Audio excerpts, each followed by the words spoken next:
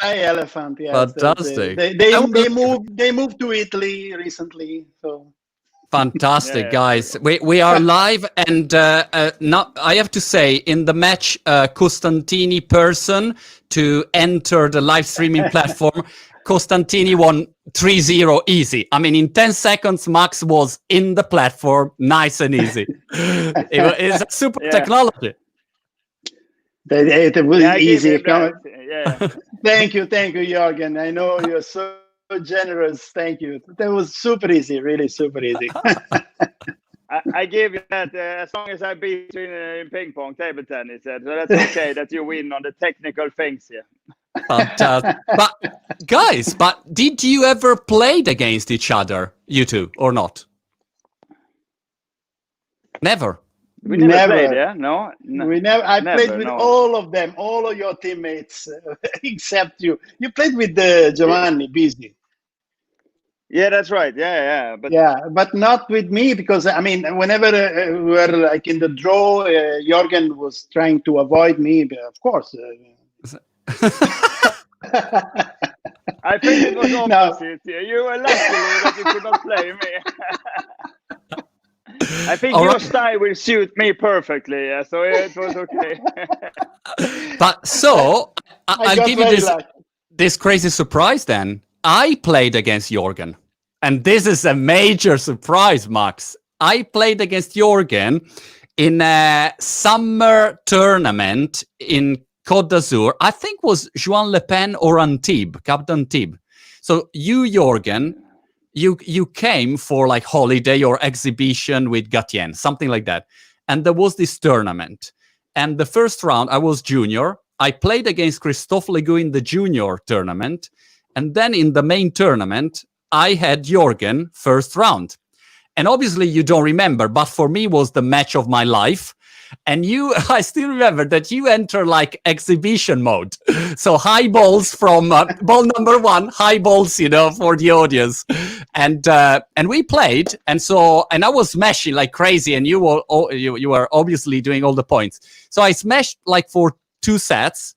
And the second set, again, only high ball. Jürgen was only high ball and taking pictures in the meantime, sunglasses. It was like crazy like that. And second set, I was very, very smart because like 2020, I got a lucky point and I stopped. Instead of, smashing again, I had a little short ball. I got my set and then you destroyed me in the third one. That's my only memory, Jürgen. Yeah, but it's good. I mean, I was on holiday and to make some good rallies and to play a little. That was my tactic, to make you tired. Yeah, that's why you can hit a lot. Yeah, that was sometimes the tactic. Yeah, let the opponent be tired. Yeah, let him just hit the ball. Yeah, and then when they are so tired, and in the third set, I did some extra power. Yeah. Crazy. But by the way, before I was just having a look to some YouTube videos. There are so many YouTube videos about Jürgen that is crazy. And I found a YouTube video where you played the over 50 final against Podpinka, which was still good. I mean, I remember him in Germany. Do you remember Max Podpinka? He was a good player, I mean. It was a very good play. I mean, a typical player, I have to say, with this action block, little bit the face, but yeah, was very good. Was very good player. Very good. And this final, I mean, 3-2. Yeah. 3-2. Yeah, it was tough. Yeah, and because I played him also when we were both, active more. Yeah, this was a veteran World Championships. Yeah, and he had a nice technique, and actually he played little like. I think he was cousin with Klampa, Tibor Klampa, a famous Hungarian player. Yeah, he was European champion and world champion also. Yeah, and he was very, very good player and one of my role models when I was a small kid. I just loved to watch him play, Klampa. And Podpinka is the little same style. I think Max agrees with that. Yeah, he a little the same. Yeah, but little more newer style. But like Klampa, he was like a half Klampa. Yeah, definitely. Yeah. With this backhand, very aggressive backhand. Yeah, short action, very very good in placement, and yeah, it was a really good play. And good But eyes. You see where let's the ball was coming. Yeah. yeah, let's say very Hungarian style, more close to Tibor Klamper. Yeah, very very true. Over the table, just this ball bouncing very quickly, and then ready to hit the ball. Yeah. So, guys, I got this video. This is a classic Jorgen.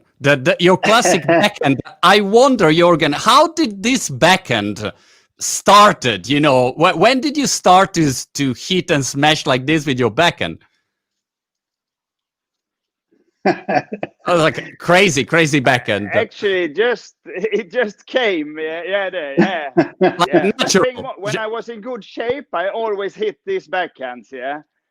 Yeah. When I was in good shape, I always felt the backhand was coming all the time. But I think I did exercises when I was young, and sometimes I was late, like I am in the games here, and I had no choice than to hit the backhand smash. Yeah. So it came little from I also played badminton when I was young. Okay. I played I didn't know badminton, that. so I'm quite strong at my wrist. Yeah. So I think it came. I played when I was young also badminton. Yeah. So it's a special hit. Yeah. But it came actually when I did exercise, and I was late on the ball sometimes, and I just thought, oh, I have to hit the ball. Yeah. So it just came. And it But was did you always practice? when I was in really good shape, it I just see. came automatically. Yeah. I mean, sometimes you just must take a decision very quick. But did you practice this kind of backhand in practice, or it was just like natural? Yeah, I did. Look at that. Of course, I practice it. I always did exercise almost every day. I did an exercise where it came to this. I made topspin one corner each on the table, and the other guy could block me to backhand. And of course, sometimes I had a lot of time and I hit my backhand. Sometimes I had less time and I had to make some special shot. Yeah, so I was practicing it, but sometimes you don't think at some moment. You just do it. I mean, yeah. So. The interesting thing, Max, is that seeing these old videos. This one is really good. I remember it's from '93. Oh my gosh, who is that? Van Tau is that one? Is the left pimple on his backhand, right? Yeah, Van Tau. This is a trademark. This backhand from Jorgen. Yeah, I must say sometimes I'm surprised myself. When I hit the backhand. Sometimes I was not. Yeah. But the interesting thing is that now you see so many players with incredible backhand. I mean, Arimoto, Fan Zhendong. I mean, they all play incredible backhand. But during those years, seeing a player with a very strong forehand, very strong backhand, that was uncommon.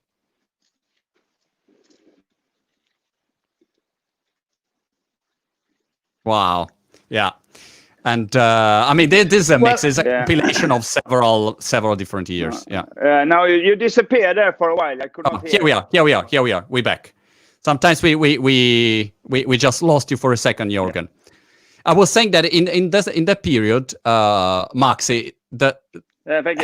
having a very strong forehand, very strong backhand was not so common. I mean, you had Gatien, incredible forehand, but not so strong with the backhand, save and so on. And Jorgen and let's see if Jorgen can reconnect so that we can hear him properly. I mean, you were also very balanced as a player, Max. Backhand, forehand. The backhand was always the stroke of control. Not really intend to be super aggressive. So when was the time to move all the way to the left and give space to the forehand, try to play a lot of strokes with forehand and try to be aggressive with forehand, try to finish up with forehand, coming a little bit from the Chinese, from the Asians. But then there were some examples like Jorgen.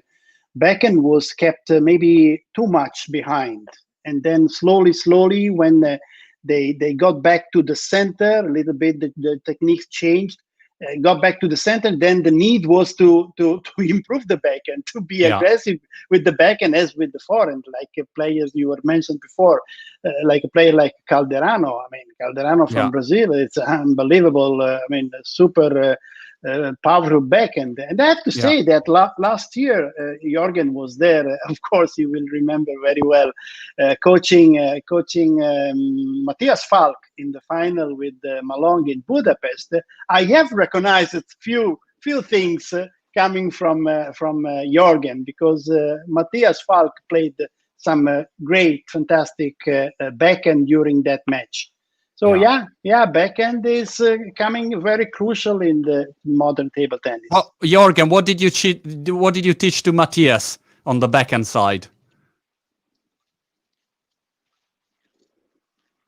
Let's see if Jorgen can hear us. No, I hear you sometimes so bad, but okay. No, backhand, of course. I mean, he used pimples on forehand. So for him to play his backhand topspin is very strong, and he can play it both the lines down and straight and play it diagonal. But I tried to develop with the blocking that he could also use his block and use the other opponent's speed sometimes. Yes, we were working a lot on that. Right. He have a natural backhand like I have. I mean, he have a very. He can play it everywhere, and it's so natural for him to make spin. And also sometimes we did little push, also working on that. Yeah, but also we try to work hard on his defense. Sometimes Jorgen, we can hear you. We can hear you sometimes not so well, Jorgen. Sometimes it's like your connection. I don't know why is not great sometimes. I have also problem. Yeah, you can try to go if you go close to your go close to the router, and that's the trick. Or you can try. So, but anyway, today is crazy. I mean, you see this play. I was watching yesterday a match from Fan Zhendong, and oh my gosh, sometimes it's so hard. The ball arrives so fast and so hard, multiple times. Speak to Max, because. Yeah. Yes. I will try to. It's my. I hear very bad. That's why. No problem. But probably, what he should do I'll send him a message now, and I'll say to lockdown. The Swedish lockdown is very effective. Yeah. Jorgen, try to connect without the AirPods, and maybe will it work? Or maybe try with your phone, with the iPhone. Maybe now it works. Send him the message. Yeah, Max, the backhand today are, some crazy players, so fast. As I said, the game has changed recently for the last several years. So when the position comes all the way to the center, starting with the very aggressive flick, then speeding up, or even more power with backhand, and then the ball comes always around backhand. So backhand, it comes a crucial stroke. Even now, so many players still practicing, with forehand, moving there and there and there. But then when you come back to the match, backhand can be very weak and you lose. So they have to give more emphasis to backhand. But as you said, the Fan Zhendong is amazing. It is so powerful. He can use it with the short spaces, so much power, acceleration, speed. It's unstoppable. Crazy. But do you think that these when you see some players, they can attack with backhand so hard, starting with their turn? Do you think because today is less spin in the ball, or just the technique is changed? So with the wrist and the right technique, you can attack even a heavy backspin serve. Well, I don't think the ball has affected so much the way they're playing. I think that was super harder and harder to cover, like in the past, the full table with the forehand and try to be aggressive with the forehand. So I think was a natural for us, for European, it was normal to play with the backhand. So we try for sometimes to see what the Asians doing, and then we try to also to play with forehand. But the backhand for us, for European, is more natural rather than Asian. So for us it's easy to play. I don't think that the ball affecting or made a big change by okay, now we stop to play with forehand or reduce with forehand and play more with backhand. I think it's very natural for us. Jörgen, can you hear us better now? I hear you better now. Yeah. So the technique is good again. Yeah. But sometimes, Jörgen, my question is, I saw the other day also a match of yours against Samsonov in the Olympics. I think you were already 40 years old. And by the way, I didn't remember the match. Sometimes, you see so many matches and you don't remember who wins. And at the beginning, I saw the match and I thought, well, Jörgen, he can't win against Vlado this match. I mean, I didn't see how you could win the match. And at the end, you win the match with a great backhand, by the way. Final point is a great backhand against Vlado at the Olympics. But my question is, today, do you have sometimes the desire to come back and say, look, maybe if I start practicing again in a good way, I still can win against this, Van Zendong, Malong, and so on? No, that was actually the reason I stopped after London 2012. I felt the game was, I was playing good. I felt that I can play and beat the players maybe under me, just on the world ranking, but the best players were a little too good and too quick. So I felt my technique and like this was not good enough anymore. The game was a little too quick. So that's why I decided to stop. Yeah. And today sometimes you get maybe for make comeback, but it's not no chance. It's too quick today. I still like to practice. I go to the hall and play with the national team players, also some young players sometimes, because I love to play, and that's okay for me at the moment to play. When I can block and play the ball on the table, that's still there. But if you play a match, the game is too quick for me today. All right. So, but if you play a match against Massimo, I will win. Hey, wait, calm down. Yeah, of course. That's for sure. Yeah. Of course. I will beat you still. So yeah. Mentally. I think that's when you said before, I played the World Veteran Championships in Vegas. That was 2018, and that was fun. I mean, I went there because I wanted to win, of course. Yeah. When you try to compete, I won single and I won double with my teammate Eric Lind. We never won World Championships in double. We were number 3, 91. So I said to him, we have to try to win World Championships in double. Yeah. So he went to Vegas and won the double title. So that was fun. Yeah. And then I took the single title also. And on that, it's okay to play for fun. It's a joy to play. Got it. I mean, mentally, we are always ready to play. Mentally, our brain goes super fast. Unfortunately, the body doesn't respond. Guys, I'm sorry to try to go between you when Jörgen say, yeah, you can win against Max, but I just want to tell you that I bought a table tennis robot 3 days ago. So I think I can improve a lot in my second part of life with this new incredible robot. That this is, Jörgen, another thing that I was thinking. Before, you didn't have so much information, so many YouTube videos where you can learn a lot of technique, a lot of technology. These robots, I was really impressed, Max. I mean, it can, give us a lot of different spin and combination. So you can really practice, you can have a support. So what do you think, Jörgen, has changed the most since your top days when you were world champion? Let's see if the connection is still there or not.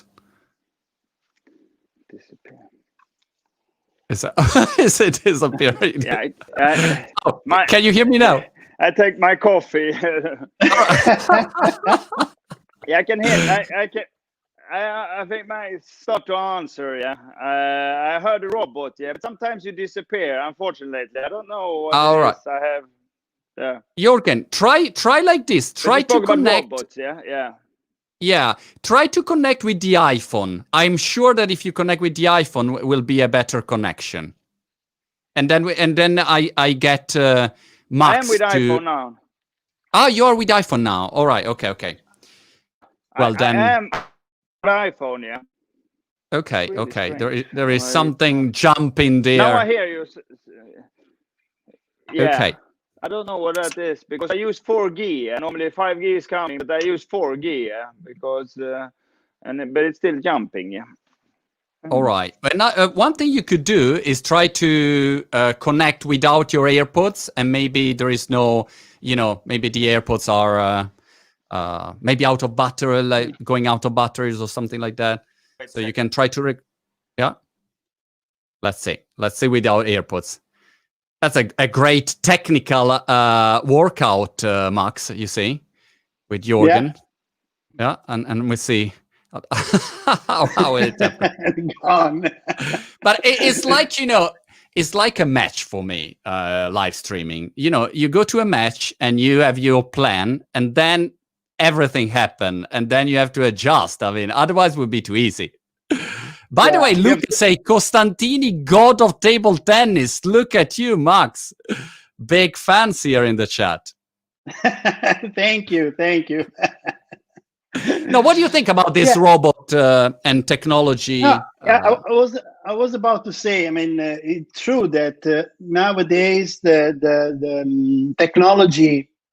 Number one, there is no player going in the field without own camera, own phone, and there is no player that before starting watching again the match, after finishing immediately watching the match. So we are getting a little more, let's say, dependent on this. Now, beside this, the robots, the ball machines, how they call, they are getting more elaborated, let's say, very, very much advanced. They can combine a lot of different spins. You can create drills with the short ball, long ball. I mean, you can customize, let's say, like that. So I think it's for a certain aspects, they are quite helpful for a player, but still a ball machine. So you receive the ball always from the same height. Most of the time you receive the ball from the same place. Normally they put in the middle, but you don't receive ball from middle, actually. Sure. You receive ball from backhand, from forehand, higher, lower, and so on. So keep some limitation. They still have some limitation, but helping a lot of players, actually. Jorgen, are you hearing better now? Or not? I hear you a little better. It's not perfect, but I hear you better. So we were talking about these robots. I said I bought a robot to practice my incredible skills and be the best over 95 player in the world.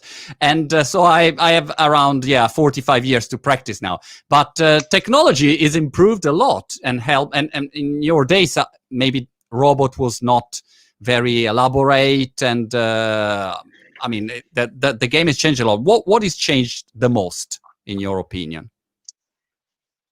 About the game, of course, we did a lot. The ball is a big change when we changed from 38 millimeters to 40 millimeters, and of course also went from celluloid ball to plastic ball.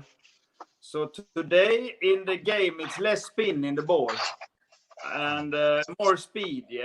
Players are playing a lot with power, and that's the biggest change, as I think. That it's a lot of power today, and you see more players play the same style.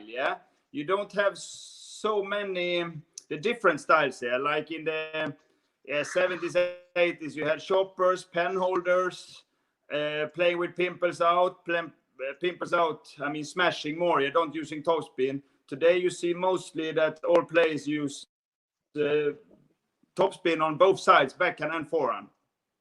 Right. And still you see we have some defense players, but it's getting more and more difficult for them also, because the speed and the power the player is having today, it's very difficult. But so that's the Jörgen, tell me one thing. I was always curious about this myth. I want to know if it's a myth, a legend, or is true. Is it true that Valdi was keeping some secret serve only for the match that he was never doing during the practice? Or is just a legend among table tennis players, that we wanted to spread? No, True. He did. I mean, I practice a lot with him, but I had the advantage, of course, always to practice with him. So when we play against each other, he could not surprise me so much. It was not the serve, it's all some other small things in our games, but he was practicing his service in the practice, of course, but he didn't hide anything. But I think for the other, when he came out, he knew he had so confident, and the other players were so afraid of his service. So of course he always tried to develop and make some other thing just moment after he did the service. So I mean, he was so confident with his service, and he also felt that the other players were so afraid. So sometimes during the tournament, he was testing some new things that make the other players even more scared. Right. That's interesting. Testing new service during the tournament. Did you ever play against the Valdi, Max? Yes, you played it. This to change small service, but he was really confident, 100%. Got it. Did you play against Valdi, Max? Yes, several times. Actually, in one occasion, I think at that time was the French Open. Maybe in Nantes, I don't remember. I got a very special award as the best losers because I lost to him 3-2 while he beat all the other one 3-0. So the best loser is fantastic. The best losers, because I took 2 games to Valdi and they won easy all the other 3-1, 3-0, so on. It was a formality for him that time. That was the round of 32. I don't remember, but it was like that. Yeah, a couple of times 2-1 another time, then several times 2-0. Yeah. But do you think, Jörgen, that the fact that you and Valdi for a period of time could practice together and could compete together, that helped a lot the team and you to improve and he to improve? I don't know if Jörgen probably is. We temporarily lost him. Right, we'll see if he will reconnect. But I mean, this is very important because imagine you, Max, during your time, instead of having Giovanni or, you play for a long time, but let's say instead of having Giovanni and Lorenzo or Manneschi, having, Valdi and this kind of players, I mean, they push you to be a better player. You learn more. I mean, this is part of yeah. That was among that team was a race, so it was just to reach to get the supremacy, so we just so many talented players winning, exchange the win. I mean, these two, they played the 2 finals, 91 and 93. So I think Waldner won in 91 and Jörgen 93. So it was, like one running, chasing the other one. And not only Jörgen and Valdi, of course, many others. He was mentioning Eric Lind, but then also Peter Carlson and many. So was I mean, if I had a team like that, of course, every day you get motivated to do better than your teammates, and then your teammates want to be better than you. So it was a magic chemical situation, let's say. Is it possible to have that situation in Sweden again, Jörgen, with like this pool of incredible players? or was just a chance, or one out of a million is gone? Probably was a very tough question, Max, for Jorgen, and he left. No, I'm joking. By the way, in the chat we have Paolo Bargagli in chat that we say. Whoa, Paolo! We've been talking about Paolo the other day with another guest who is in robotics, and he was talking about table tennis, and he started to talk about Paolo, and I said, "Wow, that's incredible! One of the weirdest conversation I had."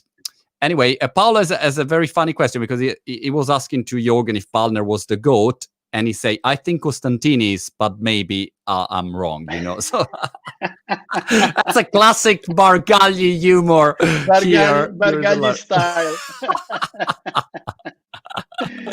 What do you think? Well, while we wait for Jorgen, I did a video like 3 years ago saying, "Oh, Valdi is the GOAT," in the history, and then I got so many insults from young kids saying, "Oh, come on! I mean, Ma Long is so much better. Xu Xin is so much better. All the Chinese are so much better," and all this kind of thing. And then they started to list all the critics of Valdi. Yeah, but he didn't have a great short return. Like all this kind of stupid things. So, what do you think? Comparing with is always tricky.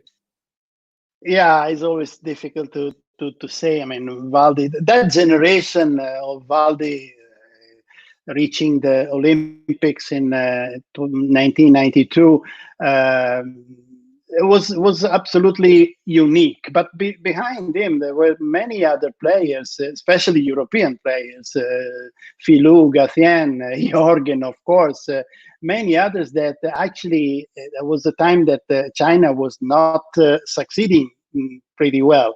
And they made a big change in the let's say in the table tennis balance, let's say, in the world. But then China got back again, and then they developed different abilities. As I said, more learning from us, learning from European players like Conlin Hui with the great control backhand, clean actions, but yet super effective. And other player with the super block like Liu Guoliang and many others. So difficult to compare. Yes, of course. Now you talk about Malong. Malong is. Sorry, Max.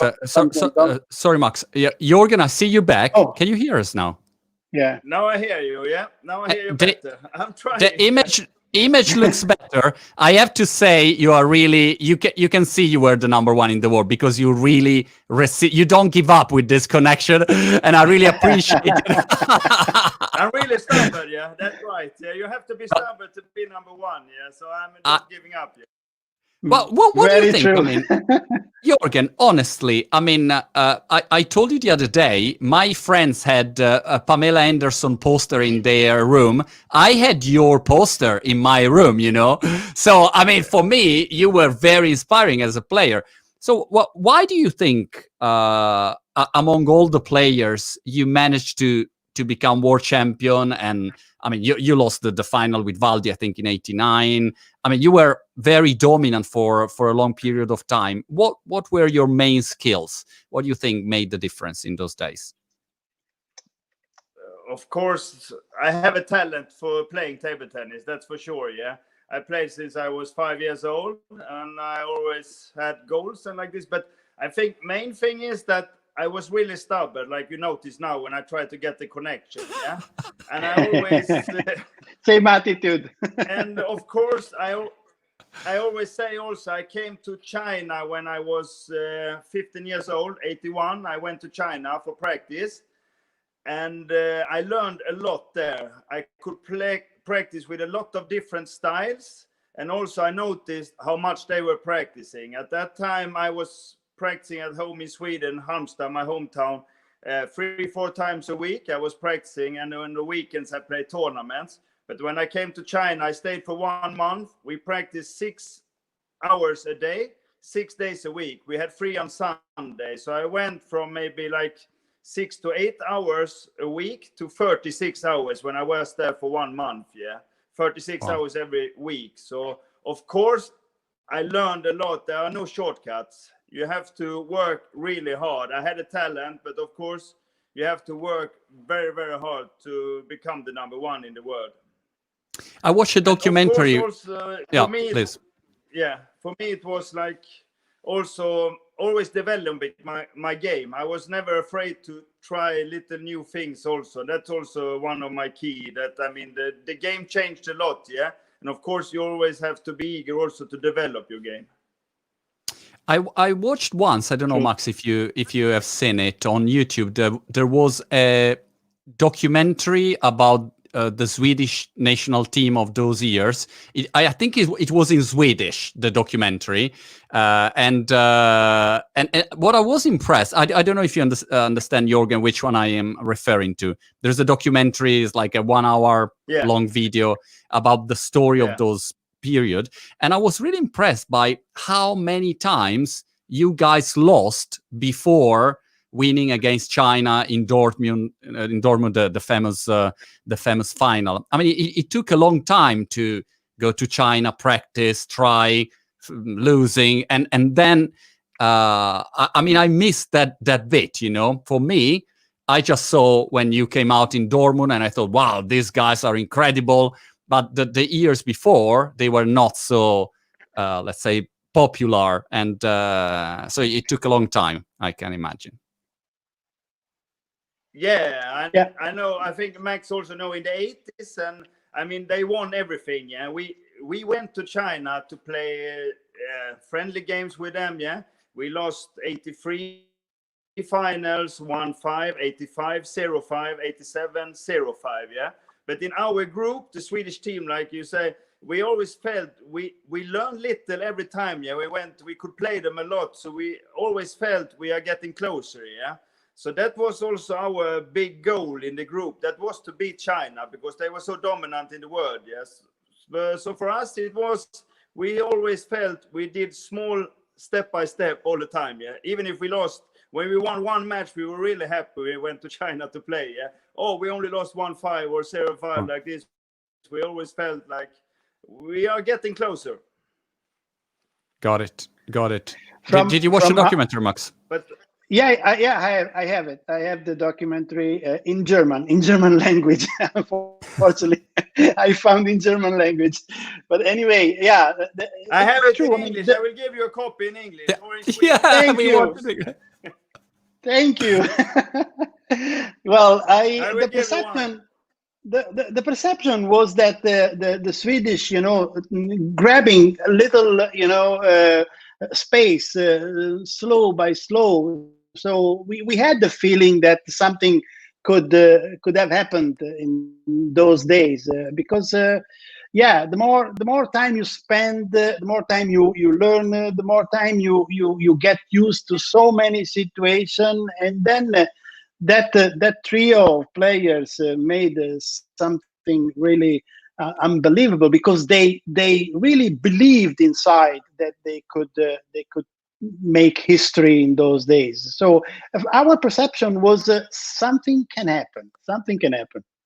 Got it. A couple of questions from the chat, Jörgen. One question is about the let's say the business of table tennis.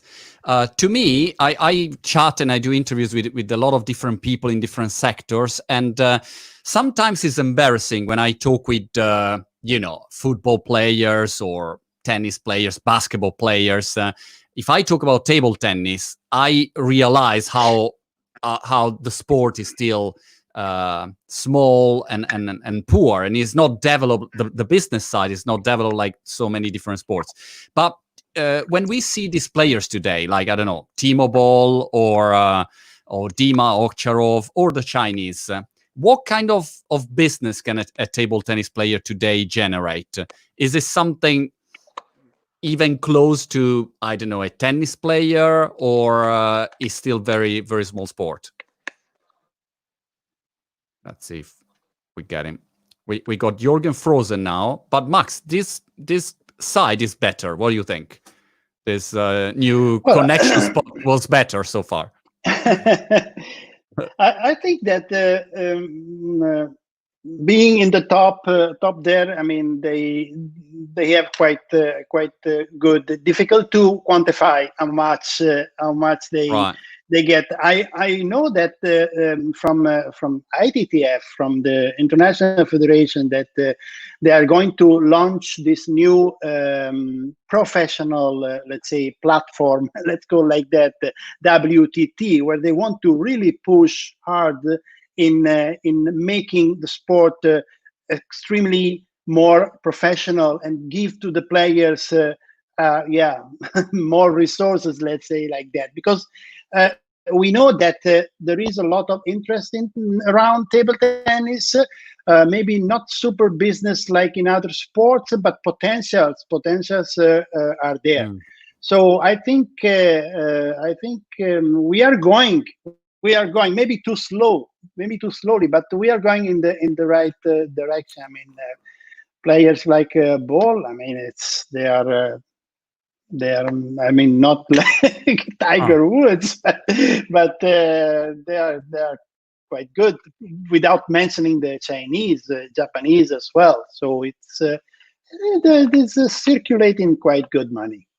Got it. And what about this ping pong, the sport without rubbers? I saw they trying to do some tournament, and you play, I think, with it's like a wood blade or something like that. No spin. They make it a little bit spectacular. I think Maxim Shmiriev, I think, won one tournament once, I saw. Yeah. Bagley also from England. I mean, it's with the hard bet, right? Hard bet, or sometimes with the sand bet. But yes, it's quite popular. I believe. I don't know if you remember when we had the other time that interview.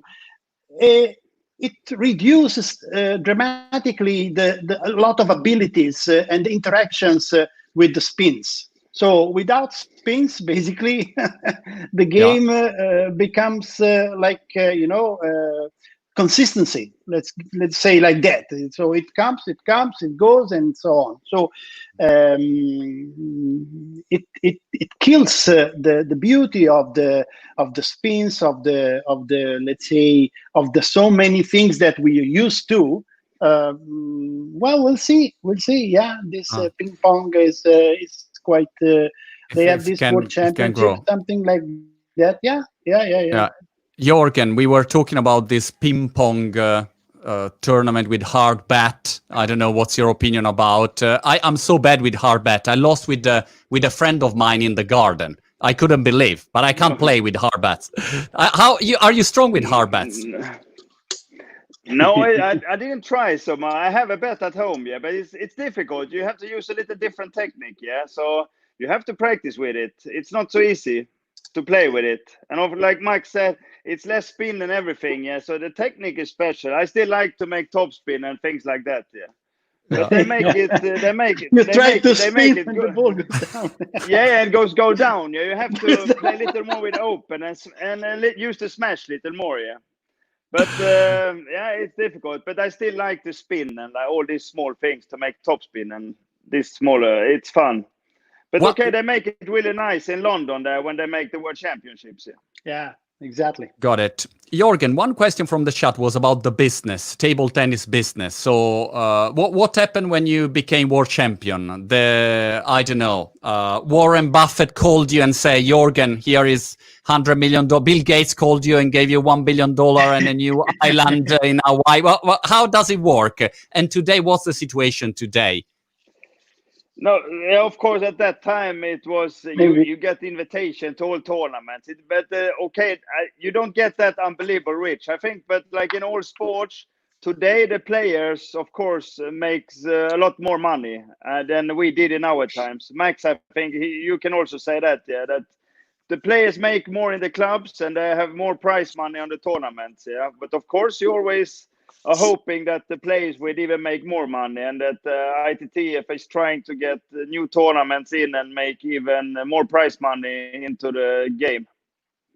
But of course, you can see that the players today makes more money. But I was okay. I was one in the world. I always got invitations. But Bill Gates didn't call me, unfortunately not. Tell me one thing, Jörgen. Monty, I have the video here. I have the video here. Yes. The video here for you. Yeah. That's what the feet we wanted. The feet, yeah. Okay. I found it, when I was trying to get better video. Mark the name. This is for Max. I will do this. No problem. No worries. Jörgen, take us back to the behind the scenes of the first final against China, the team final in Dortmund. How was it? I mean, what did you do that day? How was the atmosphere?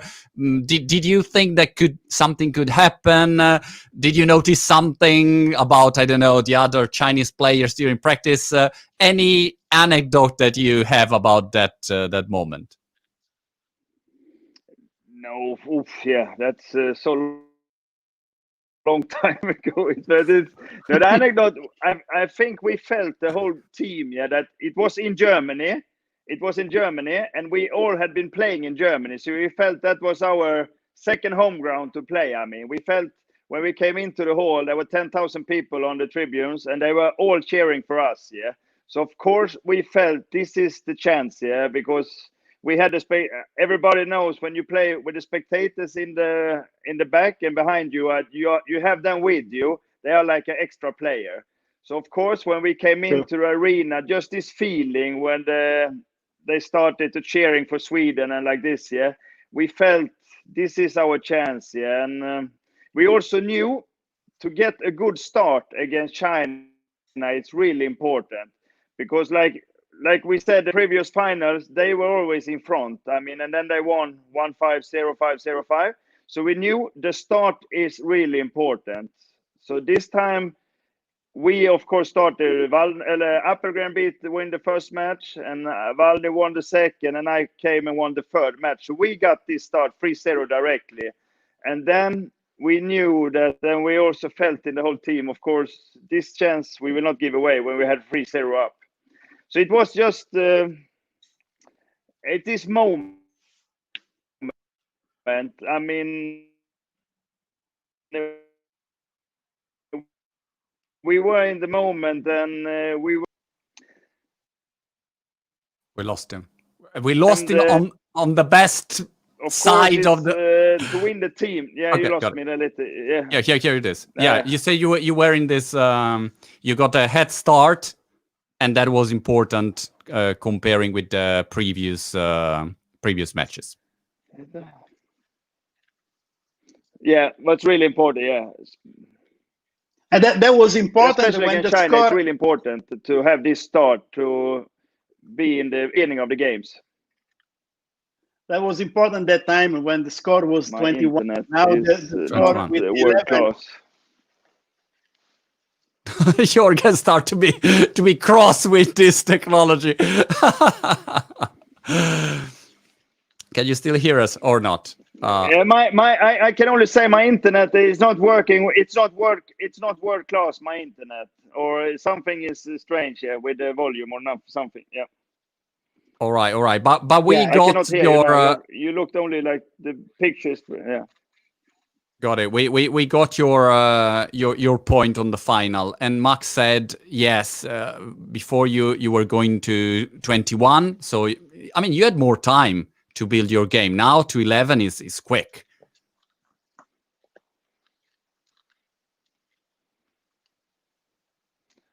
Max, you answer that because I cannot hear it. But of course, 21 is more. 11 is shorter and it's quicker.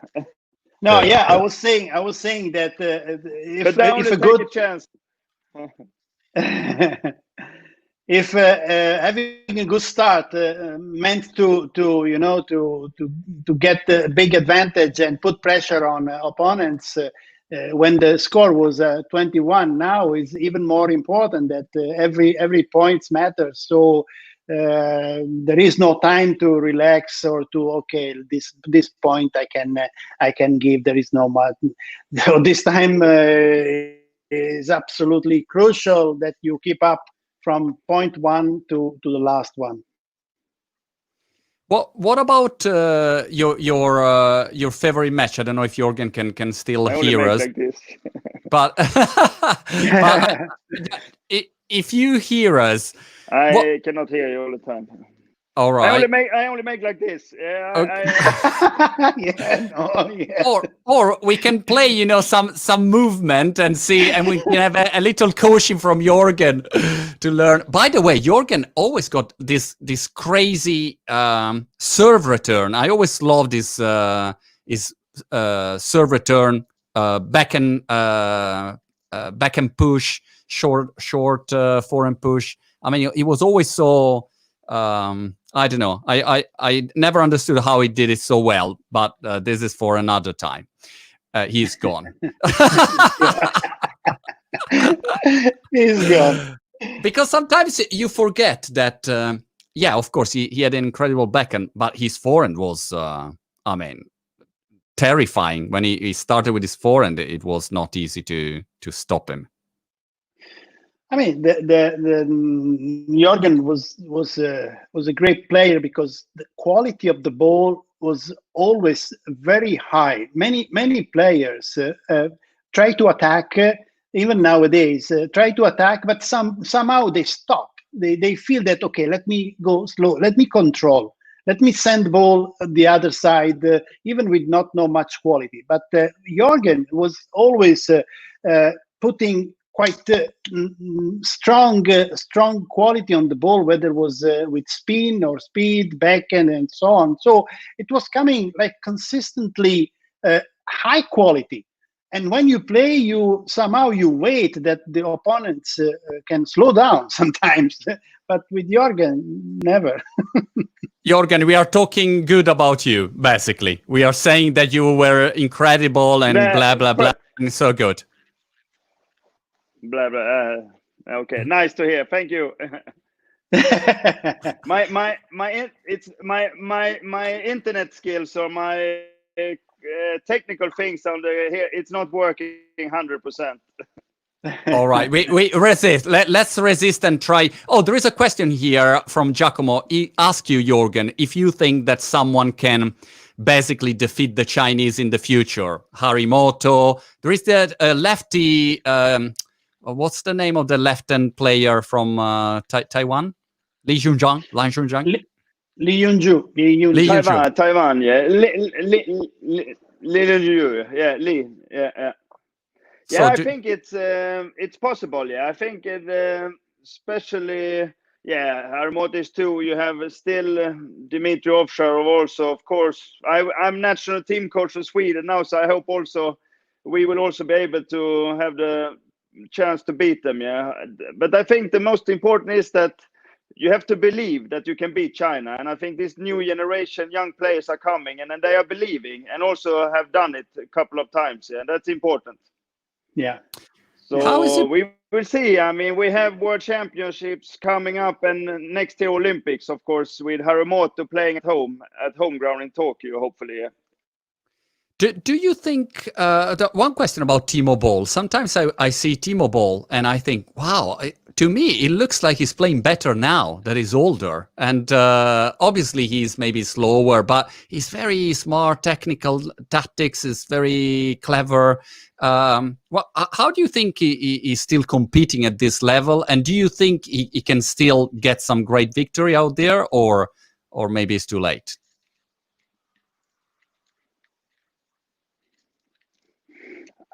I think he's making it really good. I mean, and also I think that his knowledge about table tennis is fantastic, and he knows exactly how he should practice, and for his body also to be able to stay that fitness and everything.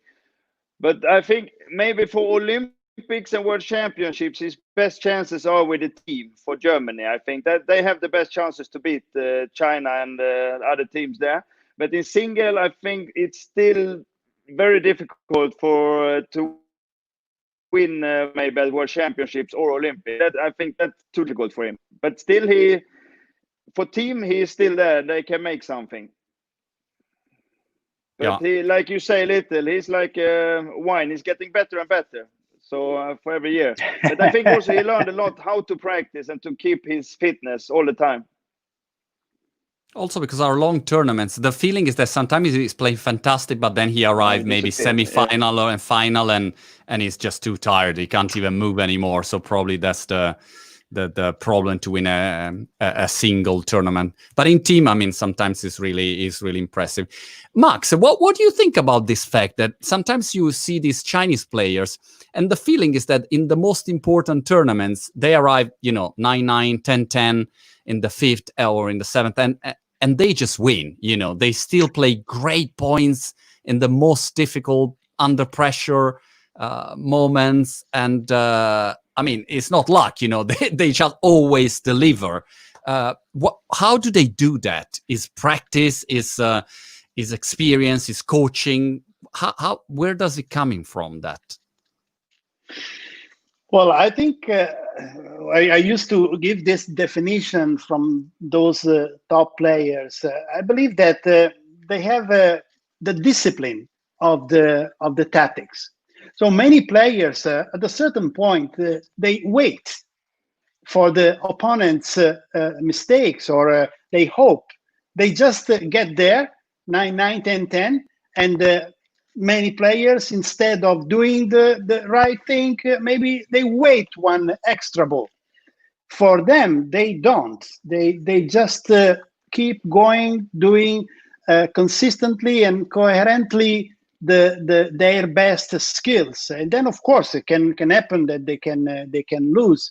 But I have noticed that so many players in that moment, they just have a sort of a drop of I would say discipline, but maybe it's not the right term.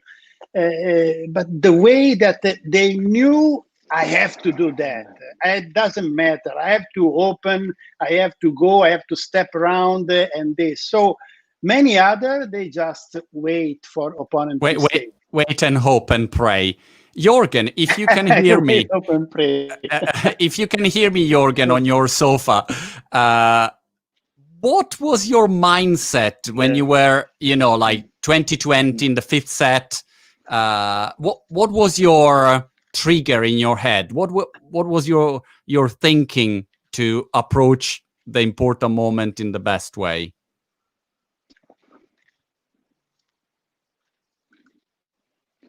Sorry, I heard your mindset. I could not hear everything what you asked me.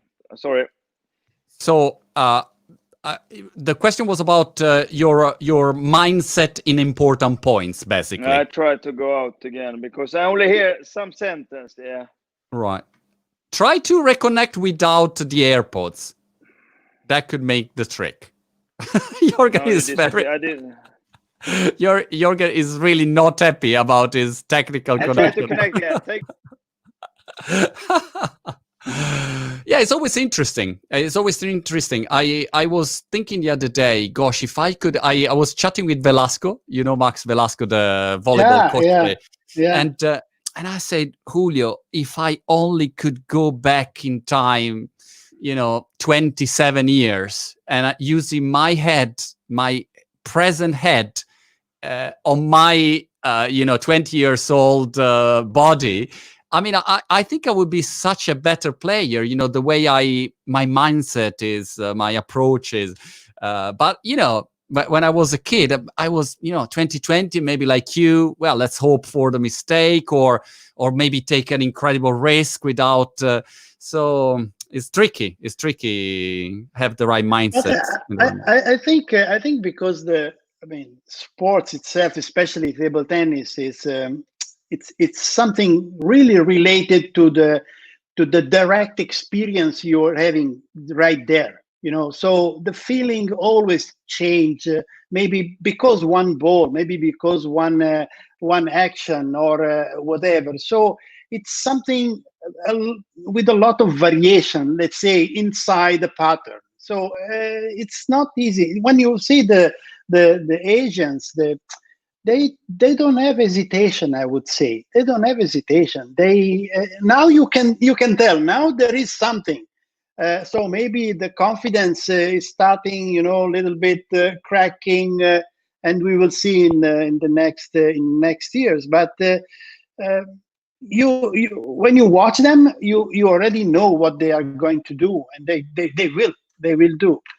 for many other players is a sort of feeling of the moment. Okay, Yeah. I have this, I have that.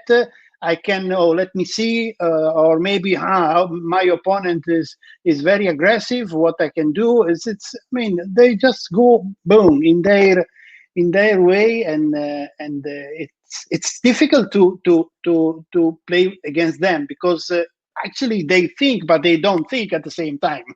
Yeah. Because you cannot translate, you cannot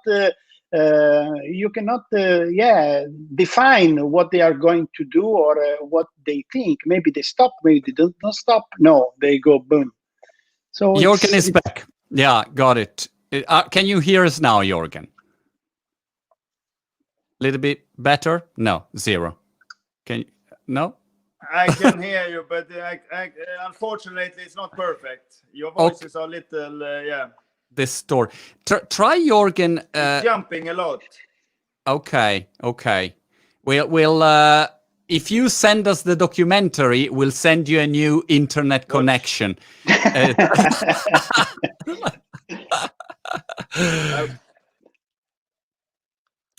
Yeah, but I'm trying. I have my internet connection. I have 4G also. I took out my wireless, but it's still working really. But this strange. very strange, yeah.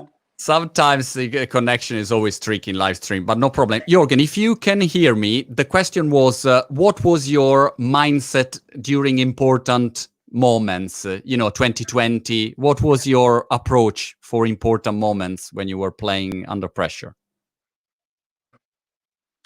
I first of all, I like it. I mean, to play these deciding matches, and when it was close. I mean, so you have to like it, but also was not always focusing everything on myself. I mean, sometimes you also try to make that the opponent is also a little nervous, and like this, just to put over the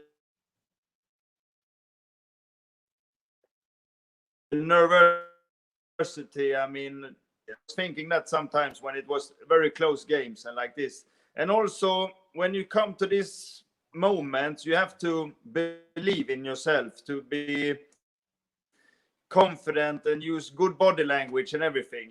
So I liked this moment when it was close, and especially when it came to these moments. Got it. A question from and also I think it's important.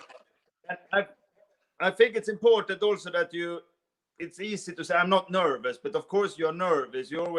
It's good to be a little nervous, but if you can keep calm and make the right decisions at this moment, of course that's also one key point.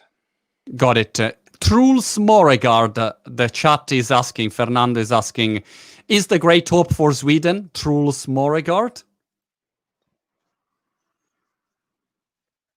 Let's see, I'll repeat it. If the question is if Truls Moregard is the great hope for Sweden, in your opinion, he's definitely, Max, a very creative and unique style player, I would say.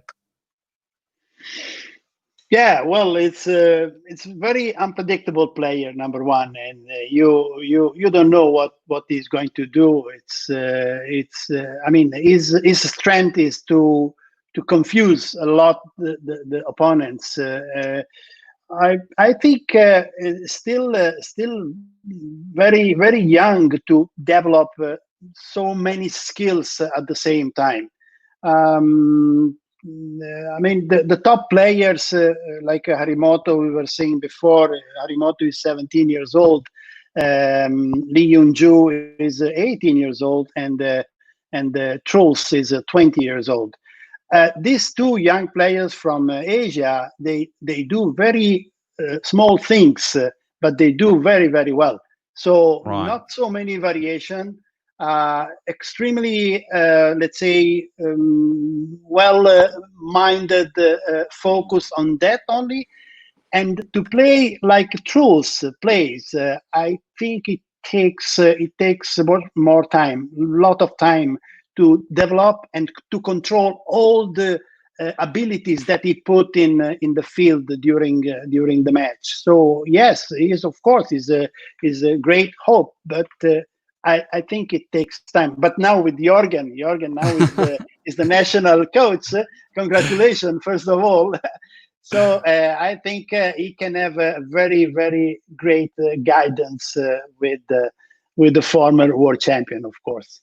He also has this weird grip, Max, is he?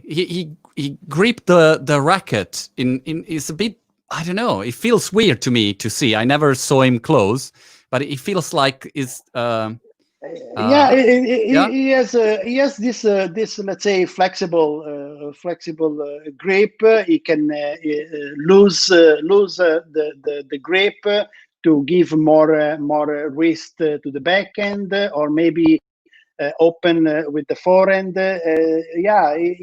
He has that. As I said, so he's putting on the table so many abilities, not only in the strokes, in the timing, for example, and the placement and the height of the ball. You expect he can kill the ball, but he's playing only soft. You expect he's playing soft, but he's playing hard. So it's very creative player, let's say, at least like that. Definitely. All right, Max. Let's see if Jürgen is coming back, and then we'll just say bye. And but at least we were resilient, even with. Even if we didn't have luck, Jürgen, we were resilient and stubborn, and we tried our best. And that's it. It was a bit of an unlucky live streaming, but we got some interesting messages. And Jürgen, final question. Truls Moregard, what's your opinion? He could be a big hope for Sweden. And Max said under your coaching, maybe he could improve even more. Yeah, he's a big hope, of course, and he's a very talented player, and his style, and he's very eager to get better, and he's practicing very hard, but have a lot of skills, can do a lot of things. He's both offensive and defensively good, so Sweden is hoping a lot on him, and me as team coach also, of course, so it will be a lot of fun to follow him in the future. Got him. And I hope to be back on the show with better internet connection. Of course, we have to reschedule. We have to reschedule with a very good internet connection, and absolutely, because we have millions of questions. And maybe we'll include also other guests. By the way, a lot of Italian table tennis players here. They want to know if you remember the match against Italy in the semi-final. Against, Mondello, because in Italy everyone spoke about that match for 20 years now. I mean, like Kuala Lumpur. Kuala Lumpur, yeah. Of course, I remember. Of course, you also remember the losses. I lost to Mondello. He played really good that game, and I mean, Italy was in the semis there. Yeah. It was a fantastic effort from the Italian team there. They played really good, and they also pushed us. In the semis there, with a 3-1 victory for us, but it was tough. Crazy, and then the day after you won against China with an incredible performance. By the way, that was incredible. Yeah, that was, and that was the last time China men's team lost team finals. That was 2000. So it was a very special moment. We got the confidence when we beat Italy, of course, in the semis. Jürgen, so thank you so much. I hope we'll reschedule a good live streaming in another situation. And that's it, Max. Thank you so much, and then we'll keep in touch. Good luck for everything. Cheers. Thank you. Thank you very much. And thank you. Nice to be on the show. Take care, boys. Yeah, you too. Bye.